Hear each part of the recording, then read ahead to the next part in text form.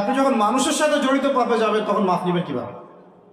মনে করেন এক ভাই আরেক ভাইকে বলল যে তুই চোর, নাউজুবিল্লাহ। এখন সে বেচারা চুরি করে নাই, কিন্তু আপনি বলে ফেলছেন, কথাটা মুখ দিয়ে বের হয়ে গেছে, ওর মনে আঘাতও লাগছে। এখন বেচারা আপনাকে মাফ করে নাই মনে মনে, কাল কিয়ামতে ওর হক না দিয়ে আপনি পুলসিরাত পার হতে পারবেন না। আল্লাহু আকবার। আল্লাহ পাকের ইনসাফ এবং বিচার এত সূক্ষ্ম হবে। কত সূক্ষ্ম আপনাকে আমি একটা হাদিস থেকে খালি বলি, 1 মিনিট। একটা শিংওয়ালা ছাগল, ছাগলের শিং আছে। দুনিয়াতে একটা ছাগলকে গুঁতা দিয়েছে, ওই ছাগলের বেচারা শিং ছিল না। মানে একটা শিংওয়ালা ছাগল একটা শিংহীন ছাগলকে গুঁতা দিয়ে অন্যায়ভাবে। আল্লাহ পাক কিয়ামতের দিন ওই শিংহীন ছাগলকে শিং দিয়ে বলবেন, তুই গুঁতা দিয়ে প্রতিশোধ নিয়ে নাও, বদলা নিয়ে নাও। তাহলে বলেন তো, আমরা আসলে জান্নাতের পথে হাঁটতেছি সত্যি সত্যি কি? নামাজ রোজা হজ যাকাত তো চলছে, ঠিক আছে, বুঝলাম। তো মানুষের সাথে জড়িত হক কিভাবে মিটাবেন কিভাবে? এই যে একটা পণ্যের ভেজাল দিলেন, ওই যে কি বলে ওটাকে, কি মিশাই জানি, ফরমালিন, হ্যাঁ ফরমালিন। এই যে মিশাই ব্যবসা করলেন, এই যে কতগুলো মানুষ ক্ষতিগ্রস্ত হলো। ধরেন যে লাখ লাখ মানুষ খেয়েছে, বেচারার পেটে সমস্যা হয়ে গেল। আর আপনি কিভাবে পার পাবেন কিয়ামতের মাঠে? আমাকে বুঝান। মাপে আপনি কম দিলেন, ঠকালেন বেচারাকে, ওর হক ছিল, পার পাবেন কিভাবে? বেচারা ও কিছুই করে নাই, অযথাই তাকে অপবাদ দিলেন এবং সারা দেশের সামনে ওকে ধুয়ে রেখে দিলেন অন্যায়ভাবে। এখন আপনি পার পাবেন কিভাবে? এই জিনিসগুলো আমরা ভাবি না, আমরা মনে করি নামাজ পড়েছি বা সব পার। মানুষের সাথে জড়িত হক এত সহজে মাফ, বলেন আমার সাথে, মানুষের সাথে জড়িত হক এত সহজে মাফ হবে না। কি করণীয় তাহলে? ওই যে যার সম্পদ নিয়েছেন তার সম্পদ ফেরত দেওয়া, যার মানহানি করেছেন তার মান সম্মান ফেরত দেওয়া।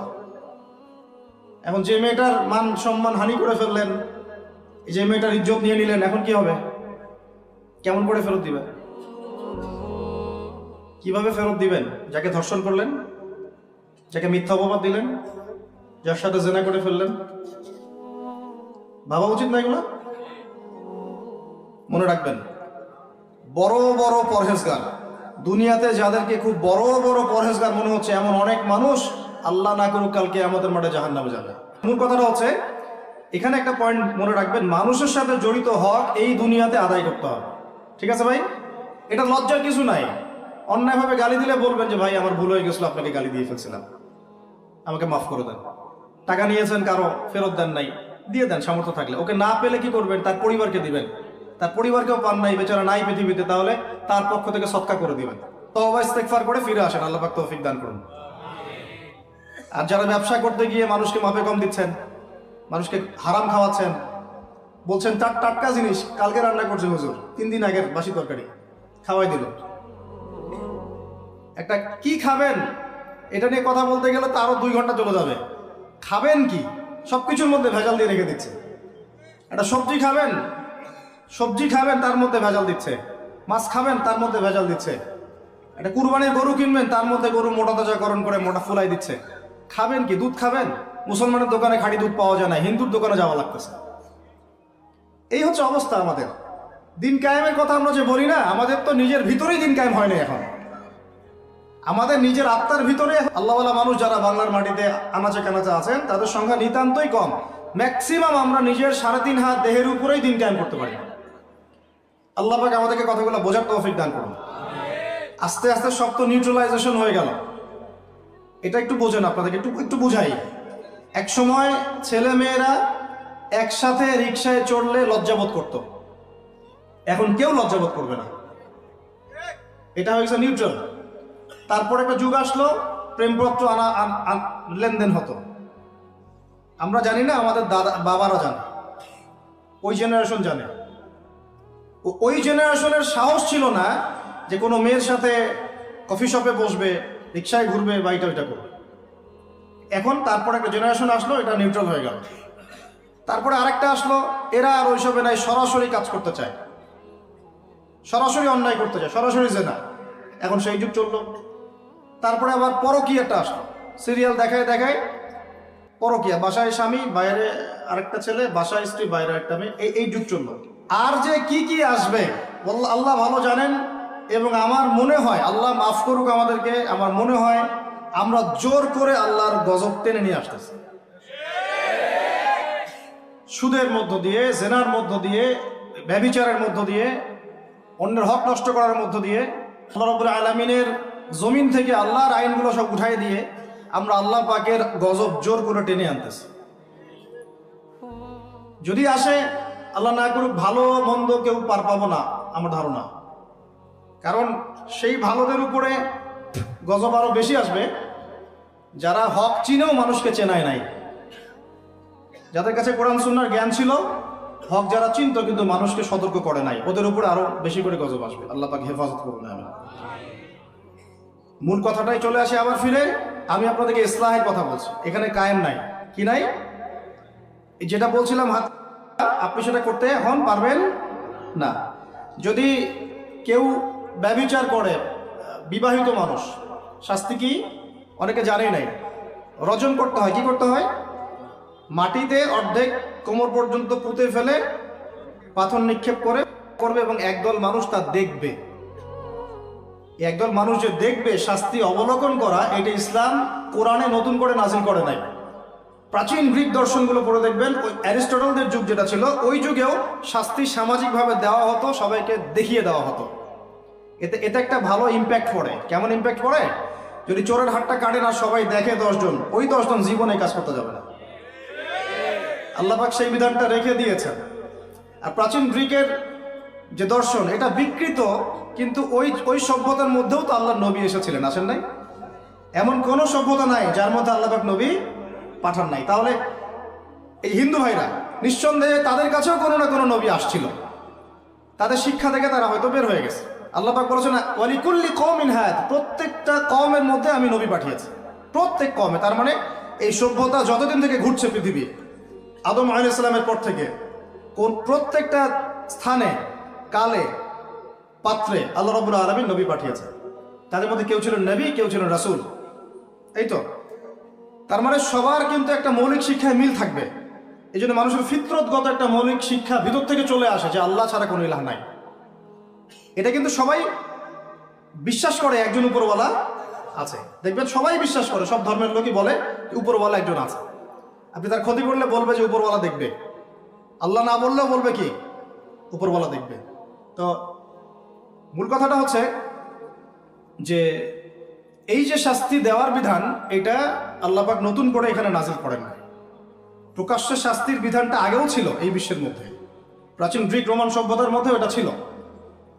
এখন যদি 100 জন মানুষ দেখে যে অমুক এক মেয়ের সাথে এই ছেলে, বিবাহিত ব্যক্তি, রেপ করা বা পরকীয়া সম্পর্ক করার কারণে এই শাস্তি দেওয়া হয়েছে, বাকিরা এই পাপে উৎসাহ পাবে না পাপ ছেড়ে দিবে?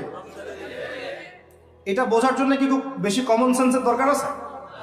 এখন আমাকে বলেন তো, বর্তমান প্রচলিত যে বিষয়গুলো চলছে পুরো বিশ্বে, আমি বাংলাদেশ নিয়ে কথা বলি না খুব একটা, কারণ আমাদের চিন্তা বিশ্ব নিয়ে। কি নিয়ে? আল্লাহ পাকের, আমার এটা কি ভৈরব না? আল্লাহ পাকের ভৈরবের কোনো পরোয়া নাই তো, আল্লাহ পাকের ঢাকার কোনো পরোয়া নাই, আল্লাহ পাকের বাংলাদেশের কোনো পরোয়া নাই, আল্লাহ পাকের পাকিস্তানের কোনো পরোয়া নাই। আল্লাহ রাব্বুল আলামিনের কোনো দেশের মানুষের উপর আল্লাহ পাকের কোনো পরোয়া নাই। আল্লাহ সুবহানাহু ওয়া তাআলা চাইলে ইসলাম ইয়েমেনে কায়েম করতে পারেন, সিরিয়াতে করতে পারেন, অস্ট্রেলিয়ায় করতে পারেন, ওই আমেরিকায় করতে পারেন, রাশিয়াতেও করতে পারেন। কার হাতে ক্ষমতা? আল্লাহ পাকের কোনো পরোয়া নাই আমাদের। আমরা যদি আমাদের কাজ ঠিকঠাক মতো করি আমরা সফল হব, যদি না করি আমাদের লস। আল্লাহ রাব্বুল আলামিনের লস বলতে কিছু নাই, আছে? আল্লাহ পাকের কিচ্ছু যায় আসে না, আমরা জাস্ট একটা সুযোগ পেয়েছি মাত্র। তো এই জন্যে আমাদের মূল জায়গাটা কি? ওইখান থেকে পুরো বিশ্ব ইসলামী খেলাফতটা কায়েম হবে সামনে, এটা হাদিসের মধ্যে আসছে। এবং আমাদের কন্টিনেন্টের মধ্যে খোরাসান একটা বরকতময় জায়গা। এটা কোন জায়গা সেটা আপনারা স্টাডি করে দেখে নেবেন। নবী সাল্লাল্লাহু আলাইহি ওয়াসাল্লাম হকপন্থীদের একটা জামা এখানে থাকবে, এমনটা হাদিসে পাওয়া যায়। এবং তারা যুদ্ধ করতে করতে করতে করতে শেষ পর্যন্ত বাইতুল মুকাদ্দাস জয় করবে ইনশাআল্লাহ। এটা হতে যাচ্ছে। তাহলে আমরা কিন্তু হকের অনেক কাছাকাছি আছি। আমরা যদি সুযোগ নষ্ট করি এটা আমাদের ব্যর্থতা, আল্লাহ পাকের কোনো কিছু যায় আসে না। আপনি সিজদা করেন বা না করেন, একজন আলেম আমাকে বলেছিলেন ওনার কাছে দার্স নিচ্ছিলাম। উনি বলছিলেন যে এই যে রাস্তার মধ্যে আমরা যখন হাঁটি, একটা পোকা পড়ে আছে, ধরেন একটা ফল পড়ে আছে, ফলের মধ্যে পোকা ধরে গেছে। বাজার করতে গিয়েছেন, একটা ফল দেখছেন, ওর মধ্যে পোকা পড়ে গেছে। মাইক্রোস্কোপ দিয়ে দেখেন ব্যাকটেরিয়া আছে না নাই? আছে না? ওরা পর্যন্ত আল্লাহর তাসবিহ পাঠ করে, সুবহানাল্লাহ। তো আল্লাহ পাক তো আমার নামাজের মুখাপেক্ষী না, আল্লাহ পাক তো আপনার নামাজের মুখাপেক্ষী না। আপনি পড়ছেন না, আপনি হতভাগা।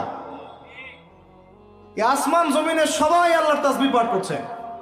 আমার আল্লাহ এত বড়, আমাদের আল্লাহ এত বড়, এত মহান, পুরো মহাবিশ্বের সমস্ত সৃষ্টি আল্লাহর তাসবিহ পাঠ করছে। আমরা না করলে কি যায় আসে? আমরা তাসবিহ তাহলিল না করলে, কোরআন তেলাওয়াত না করলে, সালাত না পড়লে, তাহাজ্জুদ গোজার না হলে, হালাল না খাইলে আল্লাহ পাকে কিছু যায় আসে না? যায় আসে?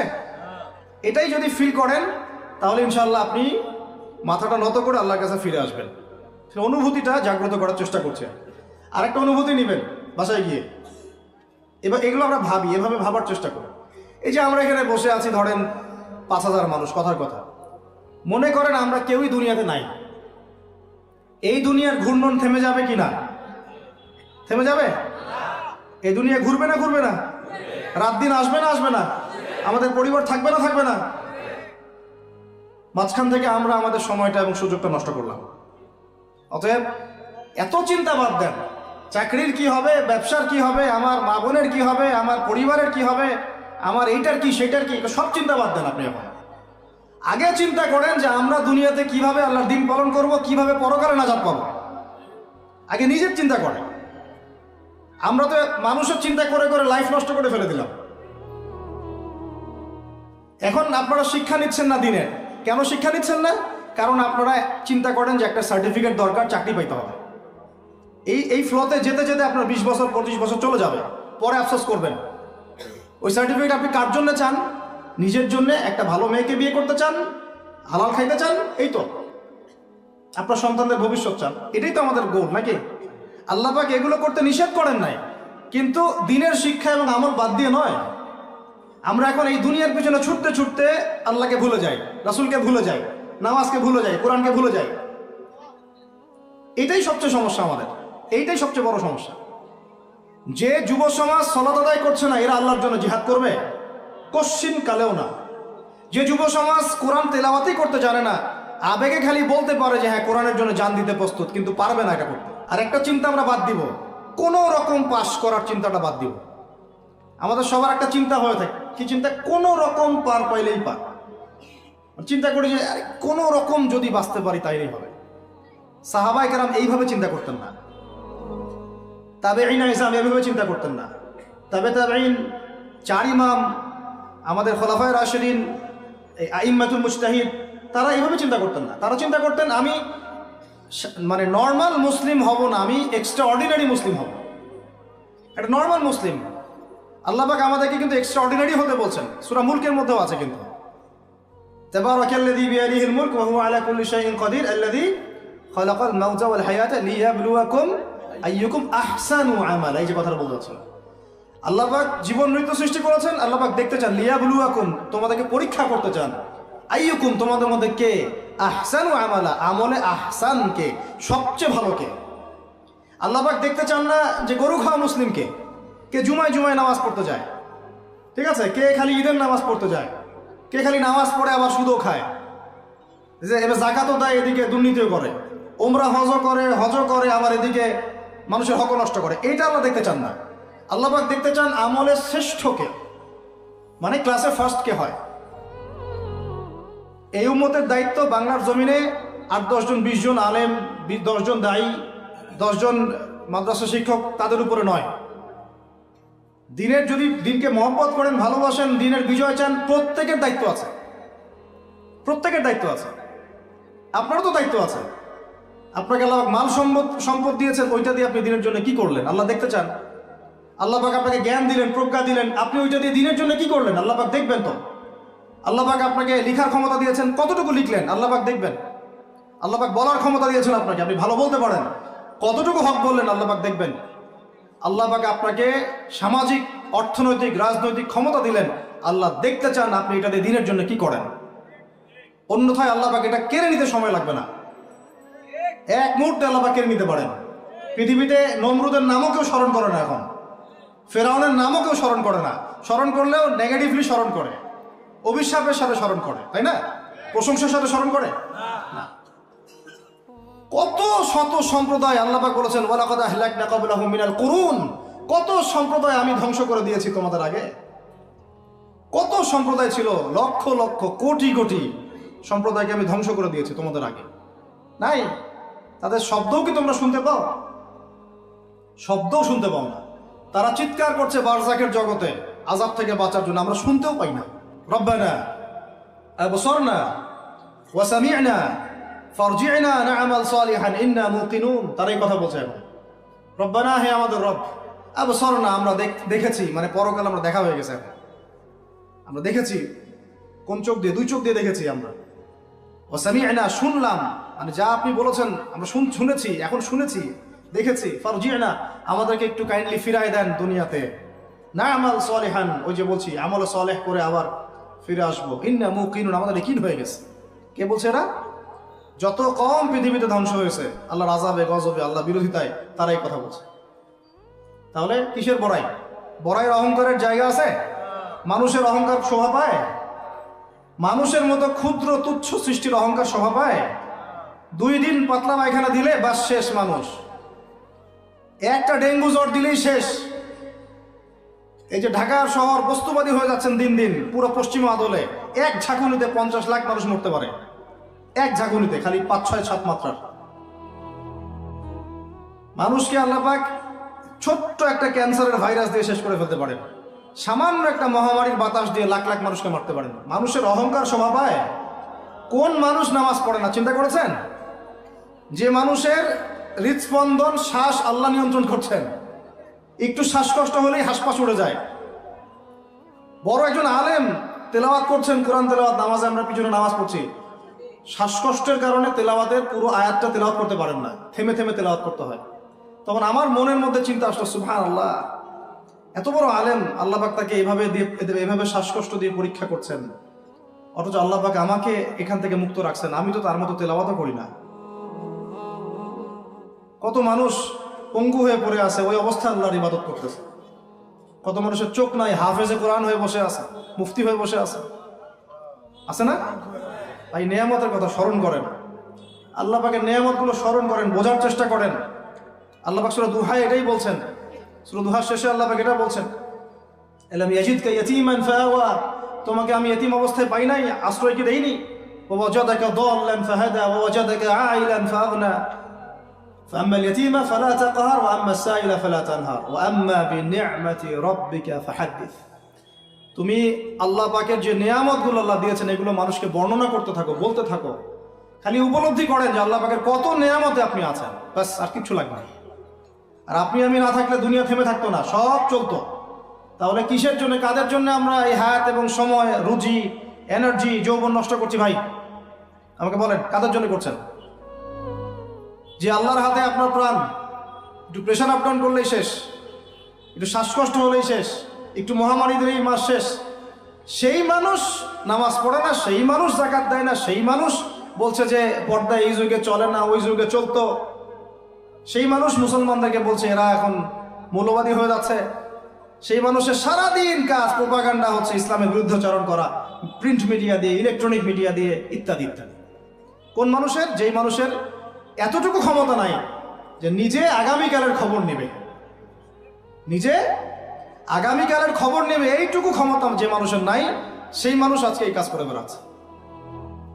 আল্লাহ পাক আমাদের সঙ্গে কথাগুলো বোঝার তৌফিক দান। আল্লাহ পাক সর্বপ্রথম আমাকে জানা অনুযায়ী আমল করার তৌফিক দান করেন, যা বলি তার উপর আমল করার তৌফিক দান করেন, এবং আপনাদের সবাইকে শোনা অনুযায়ী আমল করার তৌফিক দান করেন। আমি বলছিলাম কায়েম আর দাওয়া এক জিনিস নয়। আমি দাওয়া দিচ্ছি, ইসলামের কথা বলছি, দাওয়াতের ক্ষেত্রে এই বিষয়গুলো খেয়াল রাখবেন। কেন একটা সমাজের মধ্যে সুদের প্রসার বাড়বে? কেন বাড়বে? কেন একটা সমাজের মধ্যে, মুসলিম সমাজে খ্রিস্টান মিশনারিরা অবাধে দাওয়াতি কাজ করবে এবং দলে দলে মানুষকে খ্রিস্টান বানাবে? কেন? আর কেন মুসলমানদের ঈমান এত দুর্বল হবে যে তারা এইভাবে সামান্য একটা চাকরি বা ক্ষমতার টাকার জন্য, বাড়ির জন্য ঈমান বিক্রি করে দিবে? দেশের বিশ্বের খবর রাখার চেষ্টা করেন। আনাচে কানাচে এগুলো ছড়িয়ে যাচ্ছে। আগে ছিল যে নিউট্রালাইজেশনের কথা বলছিলাম না, আগে ছিল যে মানুষ হারাম খাইতে দ্বিধাবোধ করতো, যে মানুষ জেনে ফেললে কি বলবে, ছিচি করবে। এখন ঘরে ঘরে সুদ, ঘরে ঘরে। ওয়াল্লাহি আমরা সবাই এখন মায়ের সাথে জেনা করি। নবী সাল্লাল্লাহু আলাইহি ওয়াসাল্লাম বলেছেন, সুদের পাপের 70 শাখা, তার সবচেয়ে নিচের শাখা মায়ের সাথে জেনা করা। আপনি করেন না? আপনার ওয়াইফ দেখেন সমিতিতে টাকা দিচ্ছে, সুদের টাকা। একজন স্ত্রী স্বামী খোঁজার সময় চিন্তা করে দেখে কে টাকা পয়সার দিক থেকে বেশি স্বাবলম্বী। সে হারাম খাক হালাল খাক পরোয়া করতে চায় না। এখনকার অনেক গার্ডিয়ান পিতামাতা দেখতে চায় না বাচ্চাটা আমার চাকরি করবে কোথায়, হালালে না হারামে, পরোয়া করতে চায় না। করলেই হইল, ওকে নাকি প্রতিষ্ঠিত হতে হবে। ব্যবসায়ী মানুষ ব্যবসা করার সময় খেয়াল রাখছেন না আমি হালাল পণ্যের করছি না হারাম পণ্যের করছি, মাপে কম দিচ্ছি কিনা। সিন্ডিকেট যে আমি করছি, এই যে 1 লক্ষ 2 লক্ষ 3 লক্ষ ডিম রিজার্ভ করে রেখে দিলাম, প্রত্যেকটা দাম 1 টাকা করে বেড়ে গেল, 3 লক্ষ ডিমের মধ্যে 3 লাখ টাকা এক্সট্রা লাভ করলো, পুরো রিজিকটাই হারাম। রিজিকটা কি? মানুষ এগুলো ভাবেও না এখন যে রিজিকও একটা ব্যাপার, যে আমার হালাল রিজিক ছাড়া ইবাদত কবুল হবে না, দোয়াও কবুল হবে না। বরং হারাম রিজিক নিয়ে সে বছর বছর হজ উমরা করতেছে। আর আবু বকর সিদ্দিক রাদিয়াল্লাহু আনহুর সামনে খাবার আসলো, তিনি তাড়াহুড়ার মধ্যে ছিলেন, খাবারটা খেয়ে ফেললেন। এরপর মনে হলো যে খাবারটা খেলাম, জিজ্ঞাসা করা দরকার ছিল খাবারটা কোত্থেকে আসলো। ভৃত্যকে ডেকে বলছেন খাবার কোত্থেকে নিয়ে আসলো। সেই ভৃত্য বলছে যে আমি জাহেলি যুগে গণকের কাজ করতাম। কিসের কাজ? ও যে হাত দেখে টাকা নেন, টিয়া পাখি দিয়ে ভাগ্য পরীক্ষা করে, আংটি টাংটি বিক্রি করে, আছে না? ওখানে গেলেই শিরক, গেলে কি লা ইলাহা ইল্লাল্লাহ কেটে গেল, আবার আপনাকে মুসলমান হতে হবে। এত সহজ না। আল্লাহ পাক তার নবীকে ওয়াদা করেছেন, একদম ওয়াদা, হে মুহাম্মদ সাল্লাল্লাহু আলাইহি ওয়াসাল্লাম, তোমার উম্মতের যে কোনো ব্যক্তি আসমান জমিন সমান পাপ নিয়েও যদি আমার সামনে দাঁড়ায়, 7 আকাশের সমান পাপ, জমিনের সমান পাপ আমার সামনে দাঁড়িয়েছে কিয়ামতের মাঠে, তো বেচারার আমল নামায় কোনো শিরকের পাপ নাই। কিসের পাপ নাই? আমি আল্লাহ তার সামনে আসমান জমিন সমান ক্ষমা নিয়ে হাজির হব। ওইটা কেটে গেল কোথায়? খালি গিয়ে বললেন যে দেখেন তো আমার হাতটা একটু দেখে দেন তো, কয়টা মেয়ে আছে আমার লাইফে, কয়টা বিয়ে হবে। ও আমার এই পাশে দাগগুলো দেখে, দেখে বলে যে 2টা। তো শিরক কেটে গেল এভাবে। এরকম অনেক কাজ আছে। আপনি বলছেন যে মায়ের কসম, কিসের কসম? শিরক হয়ে গেল। কসম কার নামে করতে হবে? বলতে হবে আল্লাহর কসম। কসম যদি করতেই হয় কার নামে করতে হবে? আল্লাহর নামে। বললাম যে ভাই কেমন আছেন? তা আপনি বলছেন যে আপনার দোয়াতেই ভালো আছে, আপনার দোয়াতেই ভালো আছে। আগে কি বলতে হবে? আলহামদুলিল্লাহ, আল্লাহর রহমতে, অতঃপর আপনাদের দোয়ায় ভালো আছে। কথা বলাও শিখতে হবে। বললেন যে আগামীকাল আমি এটা করবই, আগামীকাল আমি এটা করবই, গ্যারান্টি দিতে পারবেন? পারবেন না। বলে ফেললেন যে এই সময়গুলো এখন ভালো না, সময়টা ভালো না, এটা যুগকে আপনি গালি দিলেন, এটাও নিষেধ, এটাও নিষেধ। অনেকে অনেক সময় শিরকি নামও পর্যন্ত রাখে। একজনের নাম শুনেছিলাম শাহিন শাহ, কি নাম আচ্ছা, এরকম নামে কেউ আছেন নাকি? আচ্ছা বাদ দেন। এর অর্থ হচ্ছে রাজাধিরাজ, রাজার সবচেয়ে বড় রাজা, মানে সবচেয়ে বড় রাজা। কে সবচেয়ে বড় বাচ্চা? সূক্ষ্ম সূক্ষ্ম অনেক শিরক আছে, বড় বড় শিরক আপনারা চিনেনি। এদিকে বলছে ইহদিনাস সিরাতাল মুস্তাকিম, সরি ইয়্যাকা না'বুদু ওয়া ইয়্যাকা নাস্তাঈন, হে আল্লাহ শুধু আপনারই ইবাদত করি, আপনার কাছেই সাহায্য চাই। বের হয়েই কবরে গিয়ে সেজদা করলো। ওখানে মৃত মানুষের কাছে সাহায্য চাচ্ছে। সেজদা কার জন্যে? সেজদা কি আল্লাহ ছাড়া অন্য কাউকে করা যাবে? সাহাবীরা কি আল্লাহর নবীকে সেজদা করেছিলেন? তাহলে আপনারা কত বড় মানুষ হয়ে গেছে? আমরা কি তাদের চেয়ে বড় হয়ে গেছি? নাউজুবিল্লাহ। এভাবে মানুষ শিরক করছে। তারপরে জবাই কুরবানি কার জন্য করতে হয়? তো মানুষ তো অনেক সময় দেখা যায় যে জীবিত মানুষ মৃত মানুষের জন্য কুরবানি করছে।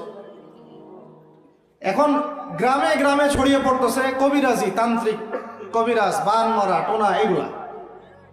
যে করবে সেও মুশরিক, যে ওখানে গিয়ে ধন্না দেয় সেও মুশরিক। হ্যাঁ, যে করবে সে তো মুশরিক হয়ে গেছেই। আর যে গিয়ে ধন্না দিচ্ছে যে আপনি আমাকে এগুলা থেকে বাঁচান, এবং সে জিনের সাহায্য নিয়ে বিভিন্নভাবে এই কাজগুলো করে দিচ্ছে, সমস্যা, ইমান কেটে গেল। কি করতে পারবেন? কোরআন এবং হাদিস থেকে চিকিৎসা করতে পারবেন। বরং কোরআন সুন্নাহ দিয়ে আল্লাহর কাছে এমন চিকিৎসা নেওয়া যায়, যেই চিকিৎসা ও তো অতিক্রম করতে পারবেই না, বরং করতে গেলে ও নিজে ধ্বংস হয়ে যাবে। কোরআনের উপর যেতে পারবে? এগুলো দিন দিন বাড়তেছে। আমি আপনাদেরকে কিছু চিকিৎসা বলে দিই, এগুলো আমল করেন, ইনশাআল্লাহ আল্লাহ পাক আপনাদেরকে হেফাজত করবেন ইনশাআল্লাহ। 1 নাম্বার তো নামাজ তো অবশ্যই পড়বেন, পবিত্র থাকবেন ওযু অবস্থায়। 3 নাম্বার আয়াতুল কুরসি পড়বেন, আয়াতুল কুরসি। কোন সূরা আছে এটা? সূরা বাকারার 255 নম্বর আয়াত, আয়াতুল কুরসি। আর পড়বেন সূরা বাকারার শেষের 3 আয়াত, সূরা বাকারার শেষের 3 আয়াত। এর আগে সূরা ফাতিহা আছে। তারপরে পড়বেন সূরা ফালাক, নাস, ইখলাস, কাফিরুন। সূরা ফালাক, নাস, ইখলাস, কাফিরুন। পড়বেন সূরা জিনের প্রথম 10 আয়াত। কোন সূরা? সূরা জিনের প্রথম 10 আয়াত। পারলে পুরা সূরা ইয়াসিন, সূরা ইয়াসিন। তারপর সূরা সফফাত এর প্রথম 10 আয়াত। এর সাথে সূরা কাহাফের প্রথম 10 আয়াত। তারপরে সূরা তাহা, সূরা ইউনুস আর সূরা আরাফ। এই 3টা সূরায় জাদু, বান, টোনার এগুলোর বিরুদ্ধে কিছু আয়াত আছে। যেমন قالوا يا موسى إما أن تلقي وإما أن نكون أول من ألقى قال بل ألقوا فإذا حبالهم وعصيهم يخيل إليه من سحرهم أنها تسعى فأوجس في نفسه خيفة موسى قلنا لا تخف إنك أنت الأعلى وألق ما يمينك تلقف ما صنعوا إنما صنعوا كيد ساحر ولا يفلح الساحر حيث أتى। মানে এগুলো অর্থ জানলে আপনারা বুঝবেন। এগুলো পড়লে এগুলো একদম লোহার তরবারি দিয়ে যেমন আঘাত করা হয়, এভাবে আঘাত করা হয়, সব শেষ হয়ে যাবে ইনশাআল্লাহ।